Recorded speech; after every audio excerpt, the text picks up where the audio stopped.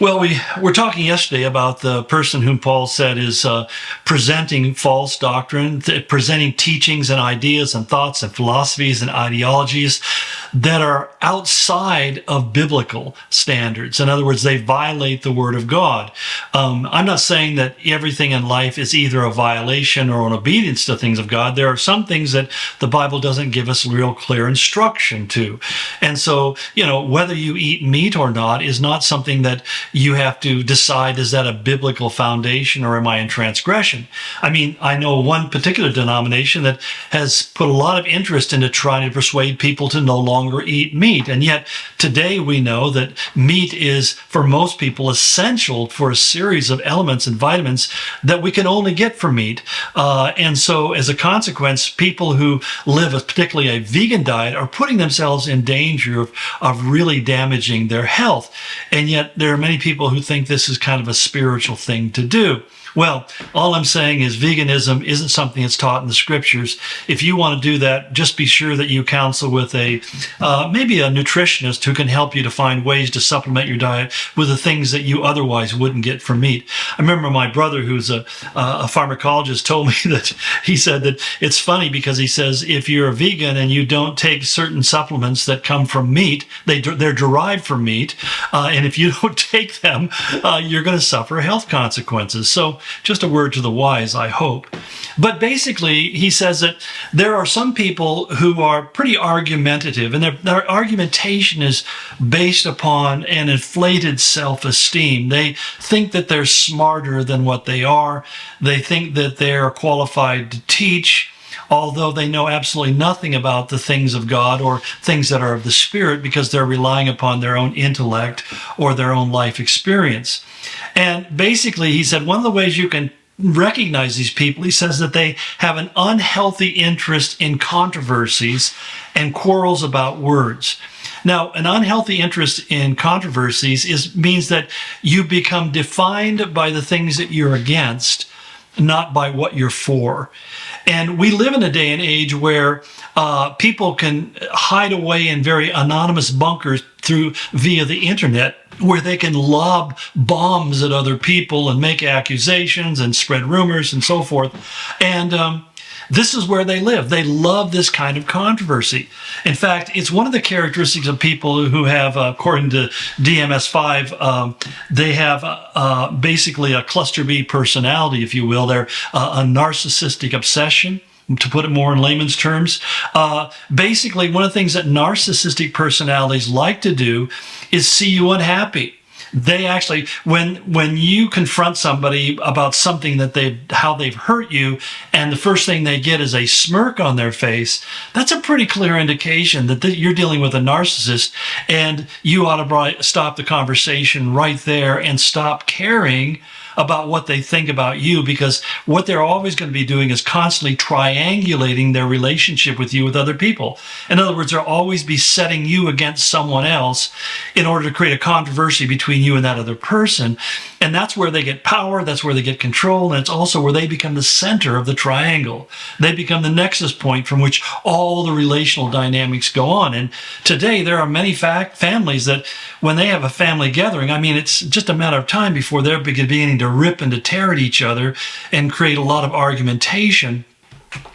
And you'll find it's always centered in usually at least one member of that group who has a very unhealthy interest about controversies. In fact, if you see them, the first thing they'll ask you is saying, what do you think about Trump? Or what do you think about Biden? And that's where they begin the conversation, because they want to get into a point of argumentation and create controversy and strife. And they begin to quarrel, he says, about words, which is really interesting, because if you've ever been in a debate with somebody who just likes to argue, you find that they never address the points or the issues at hand. They always start pulling apart your words. They'll say things like, so what you're actually saying is, and you'll have to come back and say, no, I'm not actually saying that at all. I'm saying something quite different. If you have that kind of interaction again more than a couple of times, it's time to just simply say, you know what, I'm really not interested in carrying on this conversation, and then just remove yourself in any way that you possibly can. But we live in an age, again, where this is happening on a global scale where people are parsing syllables. We have to pick the right pronouns. We can't disgender people or all this kind of stuff, which is a bunch of absolute nonsense. It's the very thing that we find that Orwell warned about Newspeak, where basically they have a whole coded language that is hit with all sorts of hinted meanings, which essentially breaks language down into very simple phrases that are packed full of all sorts of insinuation and accusations, but never really communicate anything. They're designed to keep you in the fog. You know what the fog is? Fear, obligation, and guilt. And if you find yourself in a relational dynamic where the person that you're trying to be a friend with or live peacefully with is always trying to make you fearful about something, make you feel like you're obligated to do something, it's trying to heap guilt upon you, you should have done this, you should have done that. Again, you have to understand that this is a person who has an unhealthy interest in controversies. So that years ago, we used to talk about political correctness. Now it's gone on to its own orbit. I love these terms like mansplaining. If I'm a man and I explain anything to a woman, then I'm mansplaining. What does mansplaining even mean? It can mean whatever the person who's saying it wants it to mean. It has no real clear definition. It is what we used to call just simply gobbledygook. It's just a bunch of words that are designed to distract or impress. It's like listening to many politicians. Well, I think particularly those who are spokespersons for the party in power, oftentimes they never really answer a question directly. They go on these long diatribes that don't go anywhere and don't really tell you anything. You don't really know what they think because they don't want you to know what they're thinking. And so they have found that in creating controversy, they have power over the conversation. And that pretty much is the political dynamic that we live in. And all of these things, Paul goes on to say, these always have the same effect. They result in envy, strife, malicious talk, evil suspicions, and constant friction between men of corrupt minds. Doesn't that feel like the world we're living in today? Aware there's constant friction, there's evil suspicions, we're making accusations about people and their motives.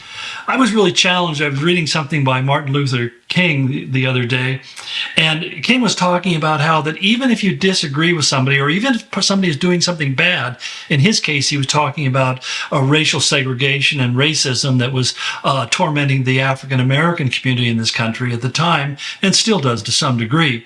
But basically he was saying that even though you may rabidly disapprove of what they're doing and they're saying, you have to always keep in mind that these people aren't altogether bad. There's some good to be found in them. And we need to try to find that good instead of just focusing only on the bad. Because he said ultimately that will lead to violence. And he was absolutely right. I think we're living that today. But it's important because, as human beings, God created us to be communicators. We're designed to be people who speak and express our thoughts and our feelings to other people. It's important for our sense of what is right and validation, and also to be people who hear other people. So many people are frustrated today because they feel like nobody's listening to them.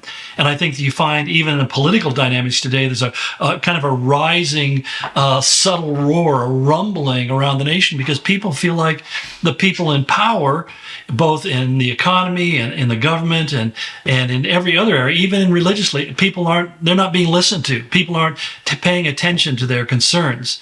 And keep in mind, as Christians, we're not called to be persuaders or salespersons.